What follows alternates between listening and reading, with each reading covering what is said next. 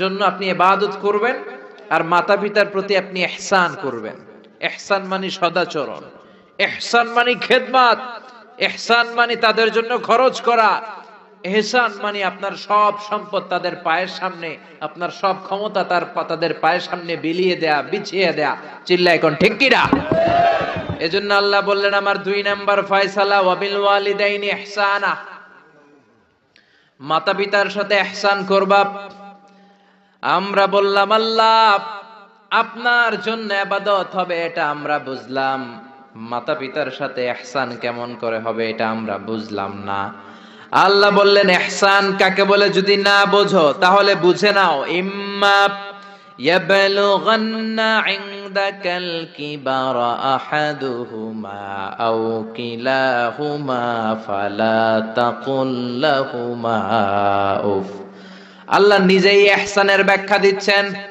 আল্লাহ বললেন ইহসানের প্রথম তাফসীর হলো আব্বা আম্মা একজন কিংবা দুইজন যখন বার্ধক্যে উপনীত হয়ে যায়, যখন বয়সে পৌঁছে যায়, খবরদার তাদের কোনো কাজে তুমি নাক ছিটকাতে পারবা না, তাদের কোনো কাজে নাক ছিটকাতে পারবে না, তাদের কোনো কাজে উহ আহ এমনকি উফ শব্দটাও বলা যাবে না। চিল্লা এখন ঠিক কিনা? কারণ আমরা যখন ছোট ছিলাম বাবা মারে কষ্ট দিয়েছি কি দেই নাই?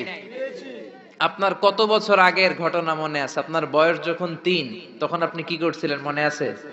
তো ওইটাই যদি মনে না থাকে, বয়স যখন 2 ছিল ওগুলা মনে আছে? বয়স যখন 1 ছিল ওগুলো মনে আছে? জ্বালাতনটা তো ওই সময় বেশি করছে। চিল্লা এখন ঠিক কিনা? শীতের রাত, আমাকে নিয়ে আমার মা ঘুমালো, আমাকে রেখেছে ডান দিকে, পেশাব করে ডান পাশটা আমি ভিজিয়ে দিয়েছি। আমার মা আমাকে ঘর থেকে বের করে দেয় নাই, শীতের রাতে বাম দিকে আমাকে শোয়ালো। কনকনে মাঘ মাসের শীতের রাতে বাম পাশটাতেও পেশাব করে ভিজিয়ে দিলাম, আমার মা আমারে ঘর থেকে বের করে দেয় নাই। আমার মা তার বুকের মাঝখানে রেখে ঘুমাতে শুরু করেছে। মাঘ মাসের শীতের রাত, রাত 3টার দিকে পেশাব করে মায়ের বুকটাও আমি ভিজিয়ে দিয়েছি, জামাটাও ভিজিয়ে দিয়েছি। মা 3টার দিকে উঠে নতুন শাড়ি পরে, নতুন জামা পরে, আগের ভিজা পেশাব মাখানো জামাটাকে চেঞ্জ করে আবার আমাকে নিয়ে ঘুমিয়েছে, আমাকে ঘর থেকে বের করেছে নাকি? জোরে বলেন। এজন্য আল্লাহ বুঝাতে চাইলেন, গোলাম ছোট্টবেলা যেমনি কষ্ট দিয়েছো মা বাবা রেগে যায় নাই, তোর লাথি মেরে ঘর থেকে তাড়ায় দেয় নাই, তোরে এতিমখানায় দেয় নাই। মা বাবা বয়সে যখন উপনীত হয়ে যায়, বার্ধক্যে যখন পৌঁছে যায়, ওই মা বাবারে খবরদার বৃদ্ধাশ্রমে দিয়ে আসবি না। বৃদ্ধাশ্রম বাংলাদেশে আছে না নাই? ছেলে আমার মস্ত মানুষ, মস্ত অফিসার, মস্ত ফ্ল্যাটে যায় না দেখা এ পারে ও পার, নানান রকম জিনিস আর আসবাব দামি দামি, সবচেয়ে কম দামি ছিলাম একে মাত্র আমি। ছেলের আবার আমার প্রতি অগাধ সম্ভ্রম, আমার ঠিকানা তাই বৃদ্ধাশ্রম। ঠিক কি না?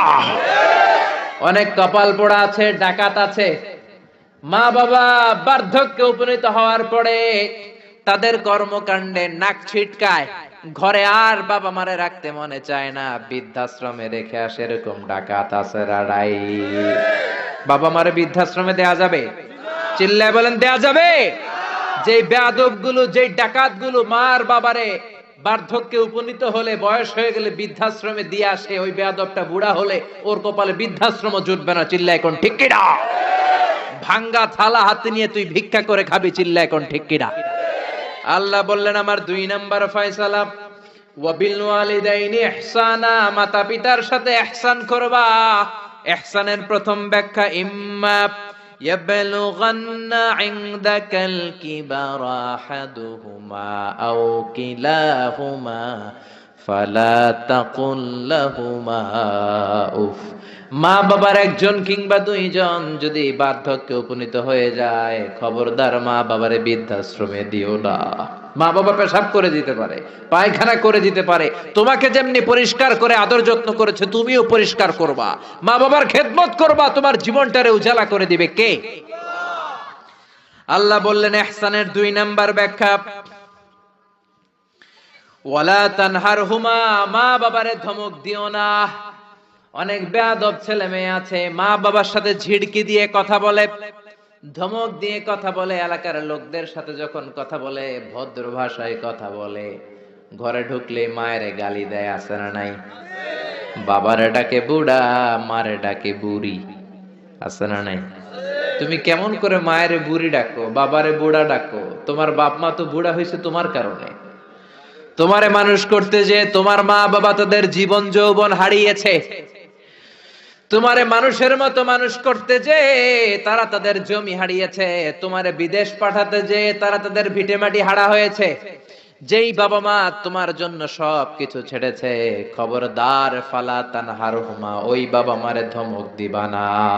কার কথা? চিল্লায় বলেন কার? এরপর আল্লাহ বললেন ওয়ালা তানহারহুমা ওয়া কুল লাহুমা কওলান কারীমা, তাদেরকে ধমক দিবা না, বরং তাদের সাথে ভালো আচরণ করবা, কোমল ভাষায় কথা বলবা। যত ভদ্রতা তুমি জানো, যত কার্টিসি তুমি জানো, যত সফটনেস তোমার জানা আছে, যত ভদ্রতা তুমি শিখেছো, সব ভদ্রতা তুমি ইউজ করবা তোমার মা বাবার সাথে। যত কোমল ভাষা তুমি জানো, যত শুদ্ধ কথা তুমি জানো, সব তোমার মা বাবার জন্য তুমি ইউজ করবা। চিল্লা এখন ঠিক কিনা? এরপরে রাব্বুল আলামিন বললেন ওয়াখফিদ লাহুমা জানাহায যুল্লি মিনার রাহমাতি ওয়া কুর রাব্বিরহামহুমা কামা রাব্বায়ানি সাগীরা, তাদের জন্য রহমতের ডানা বিছিয়ে দাও। তোমার যত ক্ষমতা আছে মা বাবার পায়ের সামনে ঢেলে দাও, যত অর্থ আছে তাদেরকে তুমি বিলিয়ে দাও। আর বাবা মা একজন কিংবা 2 জন যদি দুনিয়া ছেড়ে বিদায় নেয়, তাদের কবরের সামনে দাঁড়িয়ে চোখের পানি ছেড়ে পড়তে আরম্ভ করে দাও রব্বিরহামহুমা কামা রাব্বায়ানি সাগীরা ওয়া কুর রাব্বিরহামহুমা কামা রাব্বায়ানি সাগীরা। ও আল্লাহ, ছোট্টবেলা বাবা মা যেমনি আমার আদর দিয়ে সোহাগ দিয়ে কাছে টেনে নিয়েছে, কিয়ামতের দিন কবরের ভেতরে তুমিও আমার বাবা মার আদর করে কাছে টেনে নিও। পড়ে না আমিন? চিল্লায় পড়ে না আমিন? এজন্য ইবাদত হবে একজনের, তিনি কে? আর ইহসান হবে কার সাথে? এজন্য মা বাবার দোয়ার দরকার আছে না নাই? পৃথিবীর যত আল্লাহর ওলি আছে, যত পীর সাহেব আছে, সবাই এই পুরো কোরআন খতম করে যদি একটা গ্লাসের পানির মধ্যে ফু দেয়, আর আপনার আম্মা শুধু বিসমিল্লাহ বলে আর একটা গ্লাসের পানির ভেতরে ফু দেয়, আল্লাহর কসম আপনার মায়ের দোয়াটা আগে কবুল হয়ে যাবে। এজন্য মা বাবার খেদমত করেন।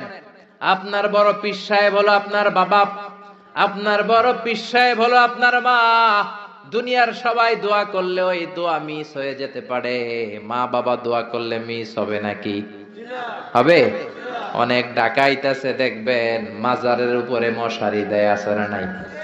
খুঁজে দেখবেন ওর বাপেরে মশায় কামড়ায়, ওর মায়েরে মশায় কামড়ায়, আর ও বাবার দরবারে যে মাজারে মশারি দিয়ে আসছে, এরকম ডাকাইত আছে না নাই?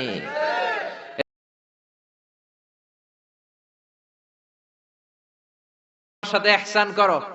বিশ্বনবী মসজিদে নববীতে মিম্বারের এক তলার মধ্যে পা রাখলেন, আওয়াজ করে বললেন আমিন। দ্বিতীয় তলার ভেতরে পা রাখলেন, আওয়াজ করে বললেন আমিন। তৃতীয় স্টেপে পা রেখে বিশ্বনবী পড়লেন আমিন। সাহাবারা বললেন নবী 3 বার আমিন বললেন, কেন বললেন বুঝলাম না। বিশ্বনবী বললেন প্রথম স্টেপে যখন পা রাখলাম, জিব্রাইল এসে বলল রমজান মাস পাওয়ার পরে রোজা রেখে ইবাদত করে যেই বান্দা গুনাহ মাফ করতে পারে নাই, তার উপরে আল্লাহর লানত। আমি বিশ্বনবী পড়লাম আমিন। দ্বিতীয় স্টেপে পা রাখলাম, জিব্রাইল বলল মাতা পিতা পাওয়ার পরে যারা মাতা পিতার খেদমত করে নিজের জীবনের গুনাহ ঝরাতে পারে নাই, জান্নাত কামাতে পারে নাই, তাদের উপরও আল্লাহর লানত। আমি বিশ্বনবী বললাম আমিন। 3 নাম্বার স্টেপে বিশ্বনবী বললেন আমার নাম শোনার পরে আমার যে উম্মত আমার উপর দুরূদ পড়ল না, তাদের উপর আল্লাহর লানত। আমি বললাম আমিন। পড়েন সাল্লাল্লাহু আলাইহি ওয়াসাল্লাম, চিৎকার করে পড়েন সাল্লাল্লাহু। এজন্য মাতা পিতার খেদমতের দরকার আছে না নাই? গোটা বিশ্বটা একদিকে, মায়ের দোয়া আরেকদিকে। চিল্লায় বলেন ঠিক কিনা? আপনি বুলেট মারলে বুলেট মিস হতে পারে, ড্রোন হামলা করলে মিস হতে পারে, মায়ের দোয়া মিস হবে? জোরে বলেন মিস হবে? এক সাহাবী বলল, নবী আইয়ুল আমালে আফদাল, সবচেয়ে সেরা আমল কোনটা? বিশ্ব নবী বললেন, সবচেয়ে সেরা আমল হলো আসসালাতু ফি ওয়াক্তিহা, সময় মতো নামাজ পড়া। 2 নম্বরে বললেন বিররুল ওয়ালিদাইন, মাতা পিতার খেদমত করা।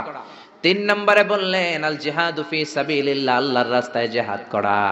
তার মানে পৃথিবীর শ্রেষ্ঠতম 3টা আমলের মধ্যে মাতা পিতার খেদমতের আমলটাও আছে না নাই? মাতা পিতার খেদমত এটা সবচেয়ে ভালো আমল। আরেক হাদিসে বিশ্বনবী বললেন এটা জিহাদের চেয়ে বেশি সওয়াবওয়ালা।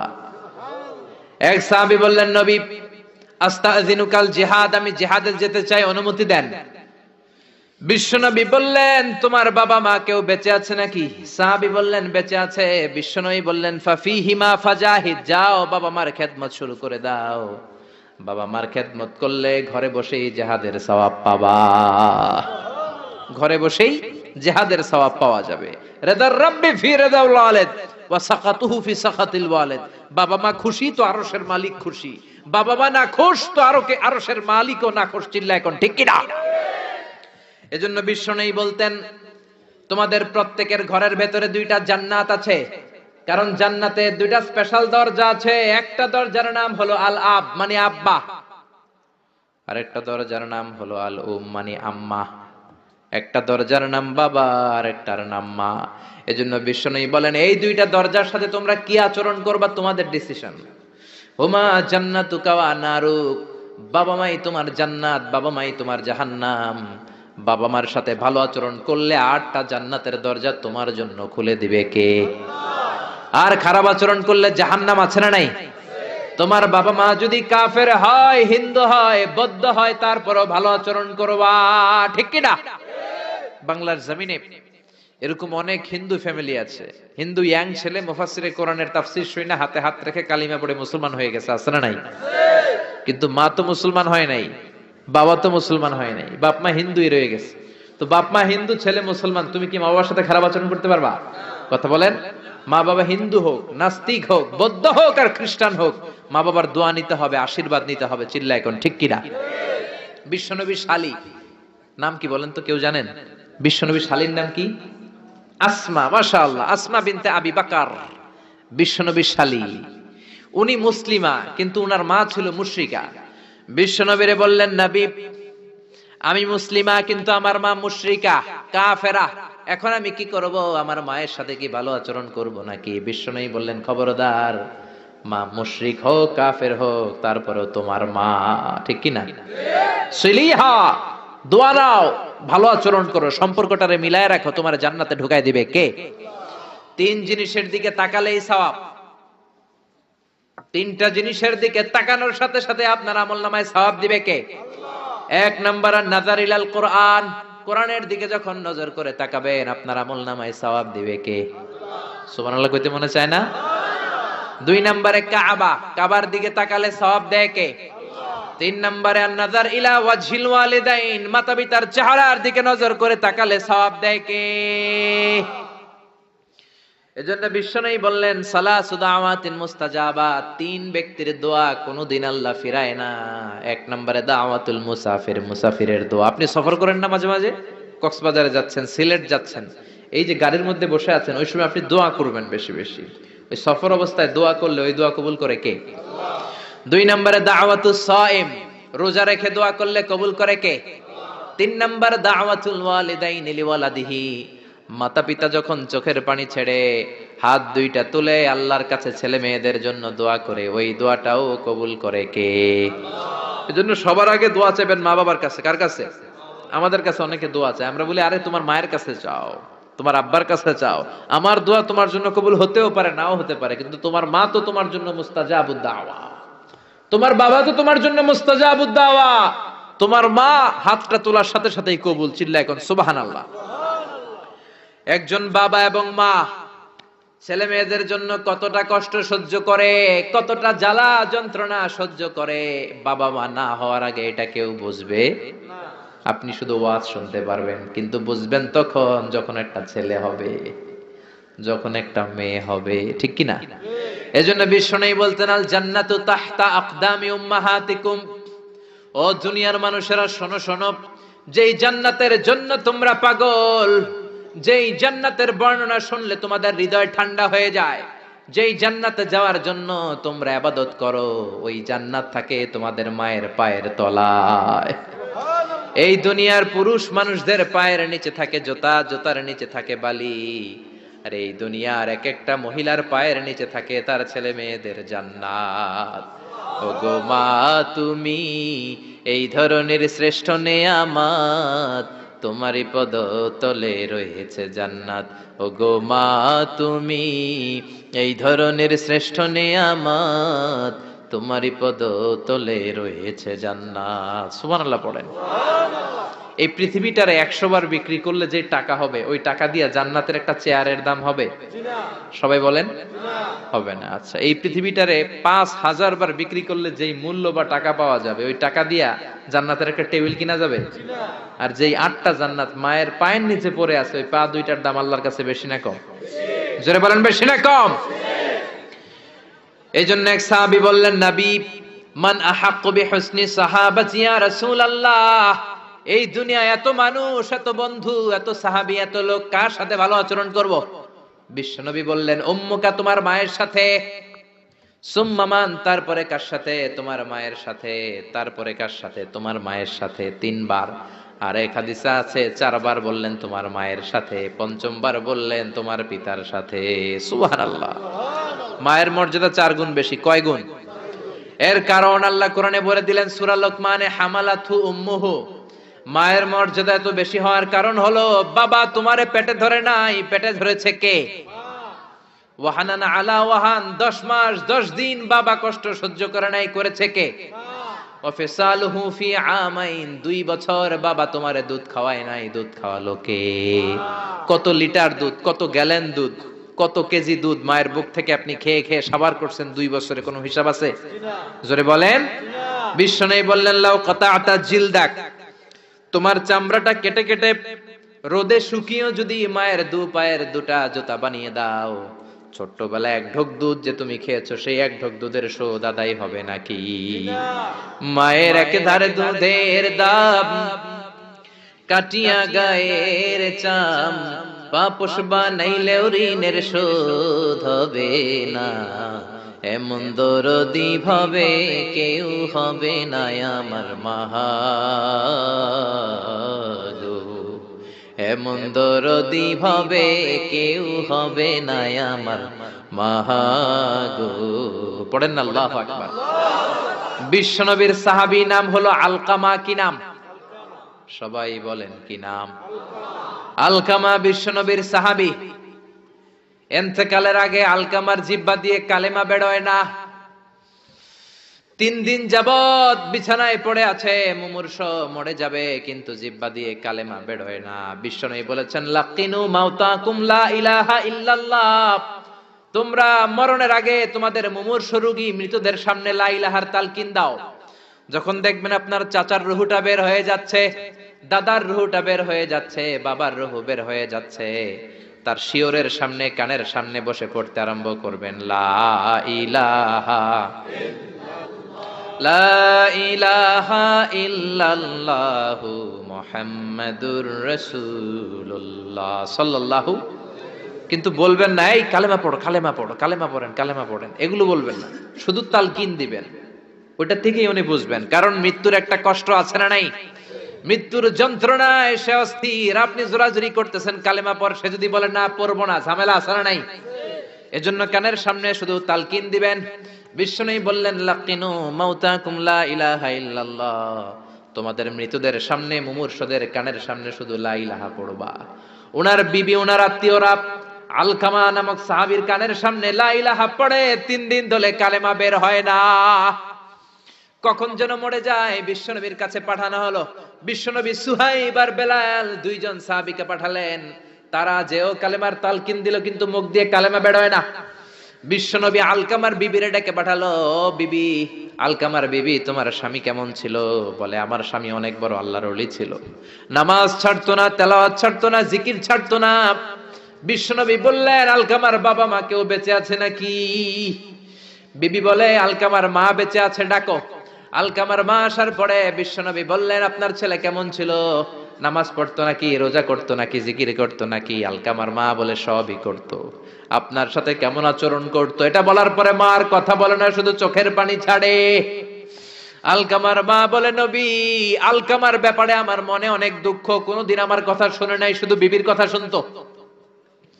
বউরে প্রাধান্য দিত, আমার যত্ন নিত না, আমার কথা বেশি শুনতো না, এজন্য আমার মনে আলকামার ব্যাপারে অনেক জ্বালা। বিশ্বনবী বললেন, আপনার ছেলেরে মাফ করে দেন। রাগের চোটে আলকামার মা বলে, না, আমি মাফ করব না। বিশ্বনবী বললেন, ও সাহাবারা, লাকড়ি আনো, আগুন জ্বালাও, আলকামারে আমরা আগুনের উপর নিক্ষেপ করব। আগুন জ্বালানো হলো, সব সাহাবারা আলকামাকে ধরে আগুনের মধ্যে ফেলবে। ইন দা মিন টাইম দুঃখিনী মা বিশ্বনবীর পায়ের সামনে এসে বলে, ও নবী, আমার কলিজার টুকরাটারে আগুনে ফেলবেন না। ও নবী, আমার মনে আর কোনো জ্বালা নাই, আমার মনে আর কোনো দুঃখ নাই। আলকামা তো আমার নার ছেড়া ধন। 10 মাস 10 দিন আমার পেটে ছিল, আমার দেহ থেকে নিউট্রিশন নিয়ে, খাদ্য পুষ্টি নিয়ে আলকামা বড় হয়েছে। বেয়াদবি করেছে, কি হয়েছে? আমি আলকামারে মাফ করে দিলাম গো নবী। আলকামার মা, আলকামা শিওরের সামনে দাঁড়িয়ে যখন মাফ করার ঘোষণা দিয়েছে, বিশ্বনবী সাক্ষী, সাহাবারা দাঁড়িয়ে আছে। আলকামা চিৎকার করে পড়তে আরম্ভ করলো, লা ইলাহা ইল্লাল্লাহু মুহাম্মাদুর রাসূলুল্লাহ সাল্লাল্লাহু আলাইহি ওয়াসাল্লাম। আল কালিমা তাইয়্যিবা চিৎকার করে পড়ার সাথে সাথে তার রূহ কবজ হয়ে গেল। চিল্লায় পড়েন আল্লাহু আকবার। এজন্য মায়ের দোয়া বড় দোয়া, বাবার দোয়া বড় দোয়া।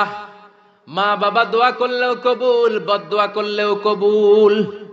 মা বাবার শুধু যদি দোয়াটাই কবুল হতো তাহলে টেনশন নাই, দোয়া করে না তো কি হয়েছে। কিন্তু বদদোয়া করলেও কবুল করে নেয় কে? আল্লাহ। দোয়া করলেও কবুল, বদদোয়া করলেও। সাইয়েদনা ইব্রাহিম আলাইহিস সালাম সাইয়েদনা ইসমাঈল আর হাজরাকে, আরবিতে নাম হলো হাজার, রেখে গেলেন মক্কায়। ওনার বিবি হাজরা ইন্তেকাল করলো, ছোট্ট দুধের শিশু, ওনার পায়ের ধাক্কায় জামজামের পানি বের হলো, বড় হতে লাগলেন। শৈশব পেরিয়ে কৈশোর, কৈশোর পেরিয়ে যৌবন, তাগড়া যুবক। তখন জুরহুম নামক একটা কওমের একটা মেয়েকে তিনি বিয়ে করলেন। বিয়ে করে সুখের সংসার শুরু করলেন আল্লাহর আদেশে। অনেক পরে সাইয়েদনা ইব্রাহিম তার কলিজার টুকরা ইসমাইলের বাড়িতে বেড়াতে গেল। কার বাড়িতে? কে গেল বেড়াতে? সাইয়েদনা ইব্রাহিম বেড়াতে গেলেন। যাওয়ার পরে দেখে সাইয়েদনা ইসমাইল ঘরে নাই। দরজার বাইরে থেকে সালাম দিলেন, আসসালামু আলাইকুম। এটা কিন্তু প্রামাণ্য বর্ণনা দিচ্ছি আমি বুখারী থেকে, বুখারীর বর্ণনা, এটা গল্প না। দরজার বাইরে থেকে সালাম দিলেন, আসসালামু আলাইকুম।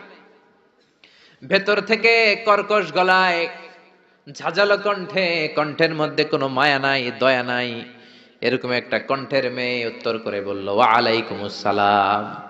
সাইয়েদনা ইব্রাহিম জিজ্ঞেস করলো, কাইফা হালুকি ইয়া উম্মি, ও মা তুমি কেমন আছো? মেয়ে কয়, বেশি ভালো না। সংসার কেমন চলে? সুবিধার না। খাওয়া দাওয়া ঠিক মতো হয়নি না, কিচ্ছু হয় না।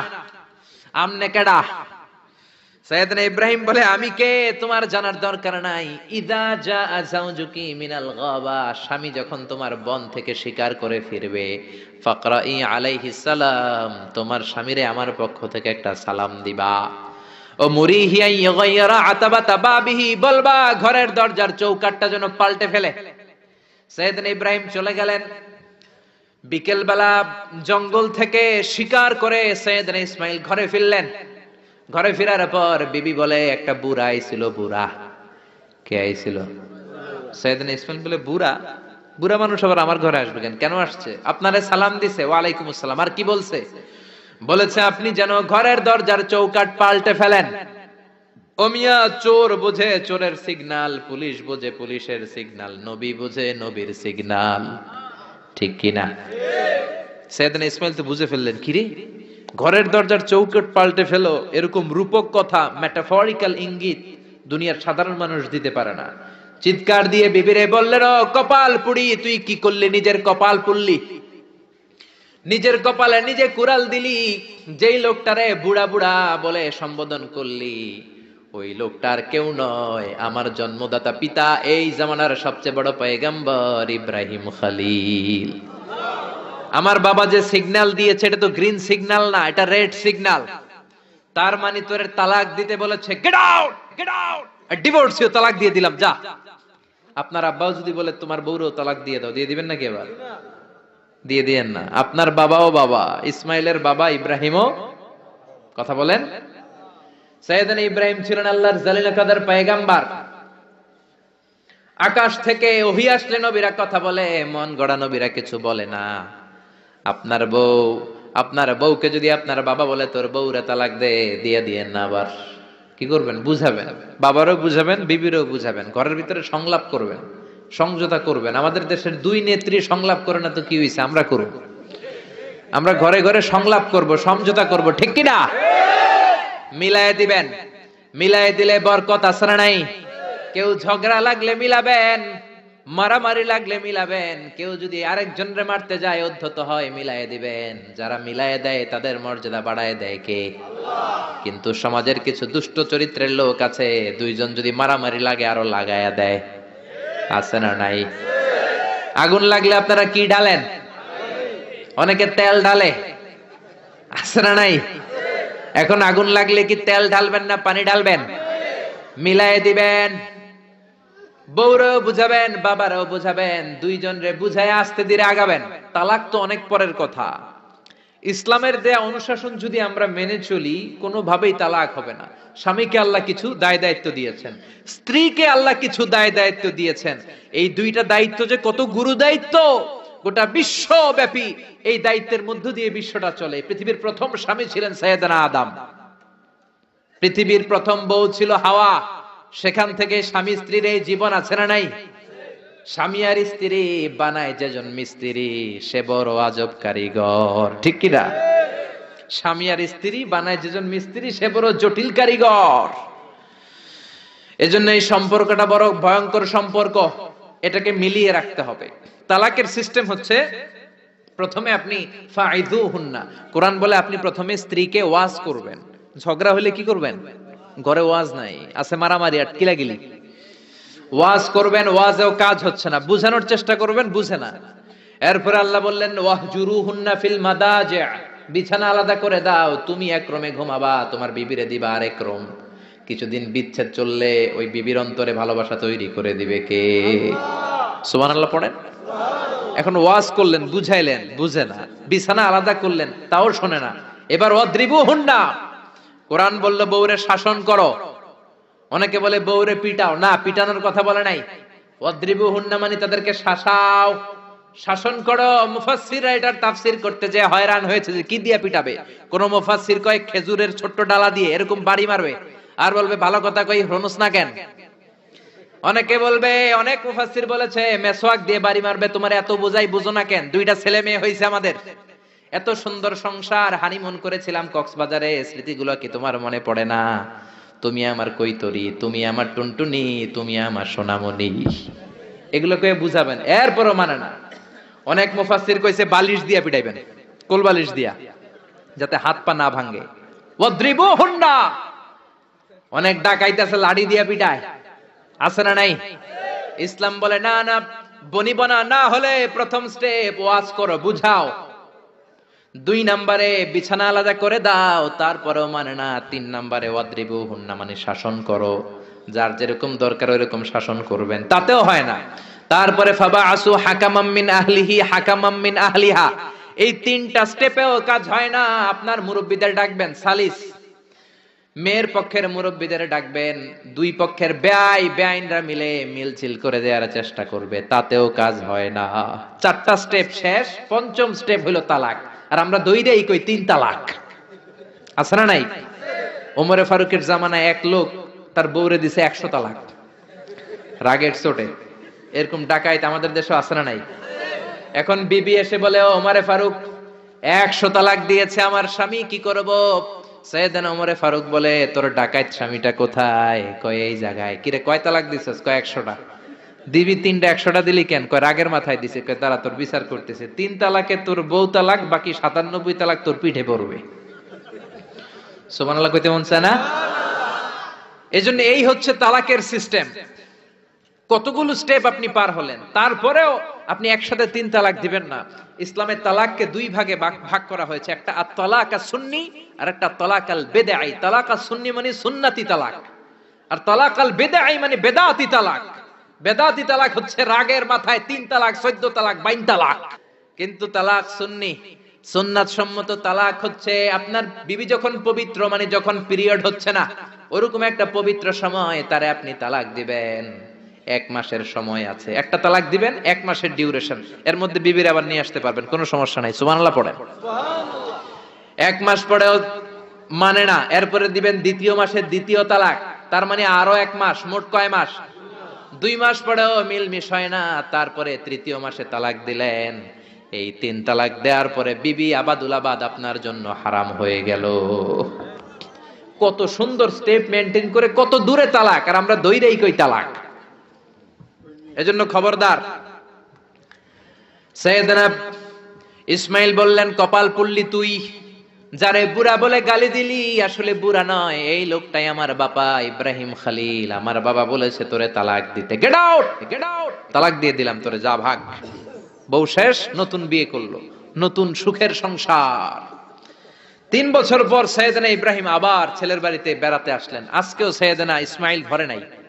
সাইয়েদনা ইব্রাহিম আজকে সালাম দিলেন, আসসালামু আলাইক।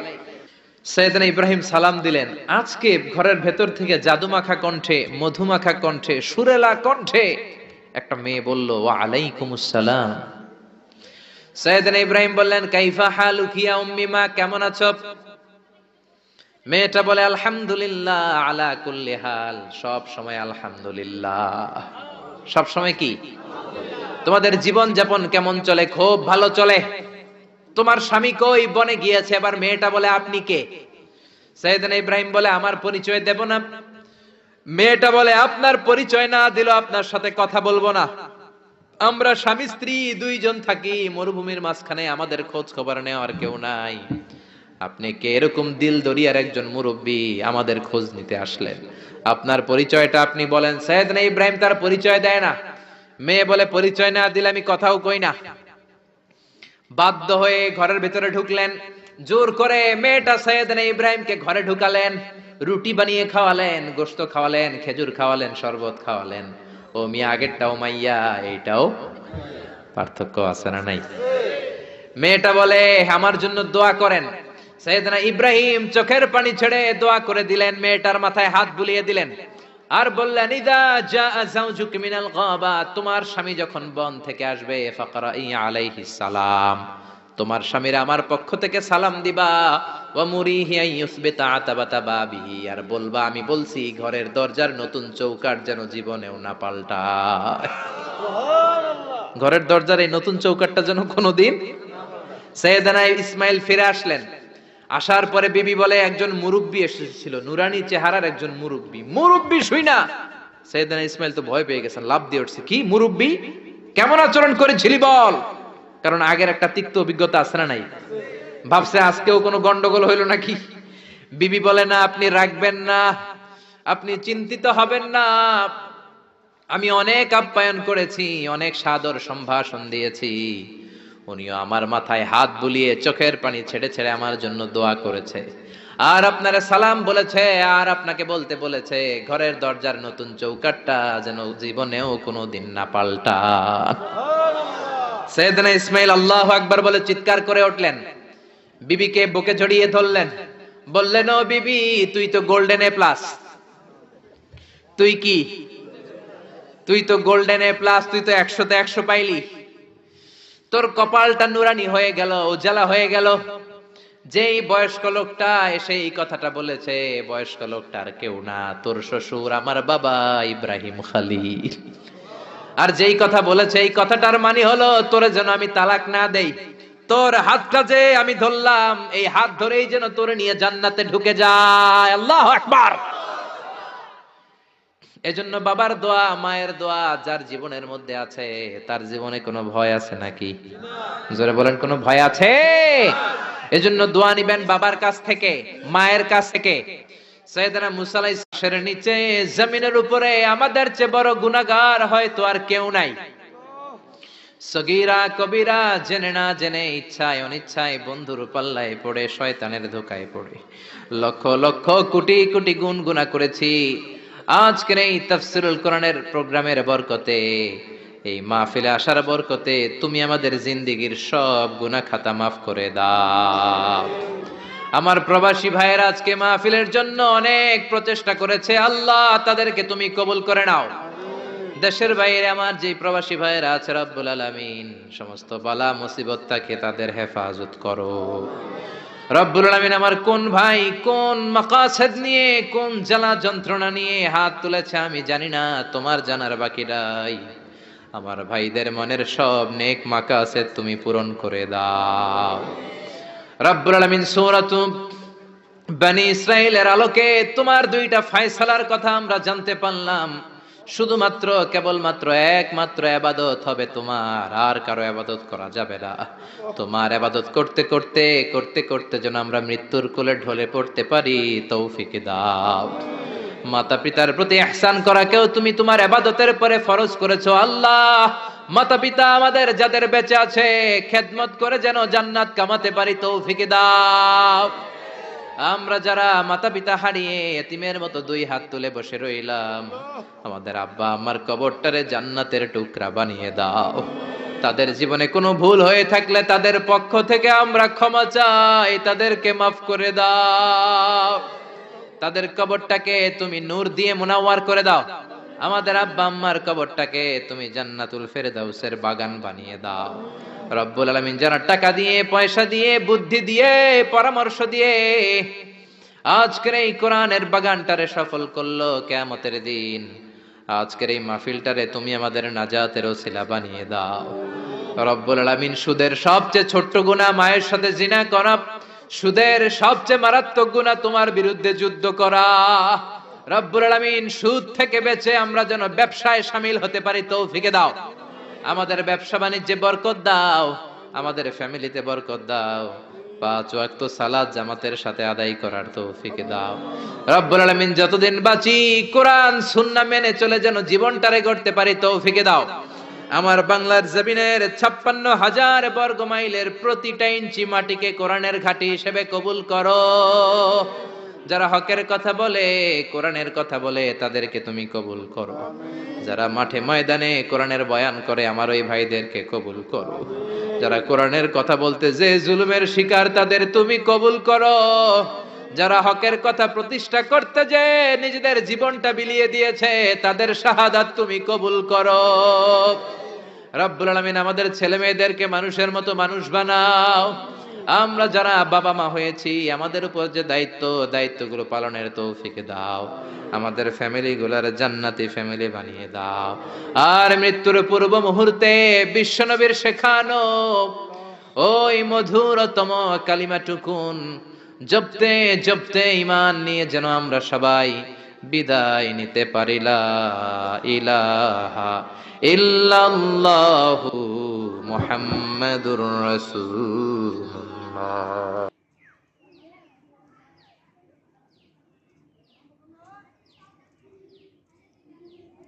Vem.